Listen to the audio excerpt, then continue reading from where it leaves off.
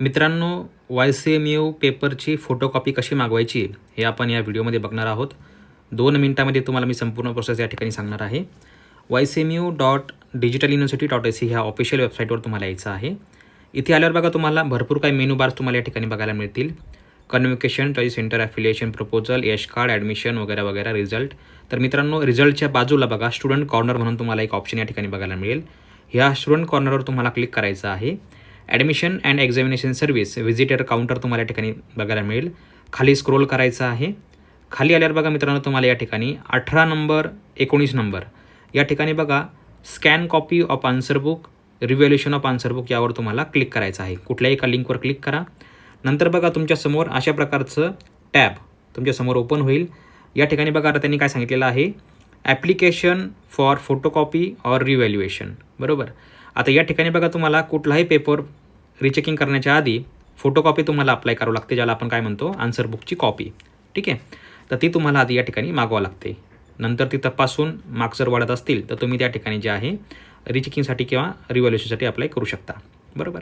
आता यामध्ये बघा फोटोकॉपी कोणी मागवायची, तर जे विद्यार्थी लास्ट इयरला असतील किंवा लास्ट सेमला असतील, ज्यांच्याकडे आता पर्यायच नाही आहे, तर अशा लोकांनी जर मार्क्स वाढत असतील तर तुम्हाला फोटोकॉपी जे आहे अप्लाय करून त्याला रिचेकिंग करायचं असतं.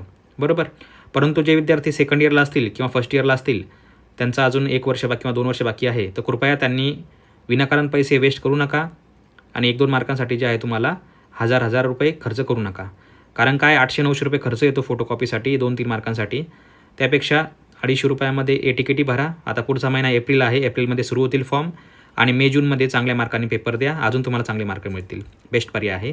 परंतु जे विद्यार्थी लास्ट इयरला असतील किंवा लास्ट सेमला असतील, त्यांनी या ठिकाणी जे आहे फोटोकॉपी जरूर अप्लाय करा आणि जरूर तुमचं पेपरचे मार्क्स जर वाढत असतील तर कृपया आपण जे आहे त्या ठिकाणी रिचेक करू शकता. फोटोकॉपी ज्या विद्यार्थ्यांना मिळाली असेल त्यांनी आपला जो मेल ID आहे photocopy@parishitabhyas.in यावर तुम्ही पाठवू शकता. आणि मित्रांनो बघा या ठिकाणी फोटोकॉपी कशी अप्लाय करायची, तुम्हाला इव्हेंट या ठिकाणी बघायला मिळेल. इव्हेंट मित्रांनो एकच आहे या ठिकाणी बघा, जानेवारी 2026. बरोबर. प्रोग्राम कोड तुमचा कुठला आहे, तो प्रोग्राम कोड मित्रांनो तुम्हाला या ठिकाणी सिलेक्ट करायचा आहे. जसं की समजा तुमचा BA असेल, BCom असेल, समजा G02 आपण या ठिकाणी सर्च केलं किंवा G01 सर्च केलं, BAसाठी असेल, तुमचा सीट नंबर तुम्हाला या ठिकाणी टाकायचा आहे. सीट नंबर कुठे असतो, तुमच्या हॉल तिकीटवर असतो आणि तुमचा रिझल्टवर देखील तुम्हाला सीट नंबर बघायला मिळतो. ABC असा काहीतरी नंबर असतो. सिलेक्ट टाईप करायचा आहे. कॉपी ऑफ आन्सर स्क्रिप्ट करायचा तुम्हाला सुरुवातीला आणि सर्च करायचा आहे. सर्च केल्यावर तुमच्यासमोर सब्जेक्टची लिस्ट येईल. जो विषय तुम्हाला पाहिजे तो सिलेक्ट करायचा. मोबाईल नंबर टाका, तुमचा मेल ID टाका, कारण मेल ID टाकणं खूप महत्त्वाचं आहे. मेल ID बरोबर असला पाहिजे, त्याच्यावर मेल आला पाहिजे, तुमचा सुरू असला पाहिजे, कारण मेलवरच तुमची फोटोकॉपी तुम्हाला रिसीव्ह होते. चुकीचा मेल टाकू नका. ओके. आणि शक्यतो Gmailचा मेल टाका, ऑफिशियल कोणाचं टाकू नका. ओके. आणि नंतर तुम्ही ज्या त्या ठिकाणी मित्रांनो तुम्हाला 300 रुपये एवढी फी तुम्हाला फोटोकॉपीसाठी पे करायची आहे. ओके. तर अशी तुम्हाला प्रोसेस करायची आहे या ठिकाणी. शेवटची तारीख मित्रांनो जवळ आलेली आहे. ज्यांना फोटोकॉपी मागवायची असेल त्यांनी 12 तारखेपर्यंत मागू शकता आणि 14 तारखेपर्यंत तुम्हाला रिचेकिंगसाठी करायचं ऑप्शन आहे.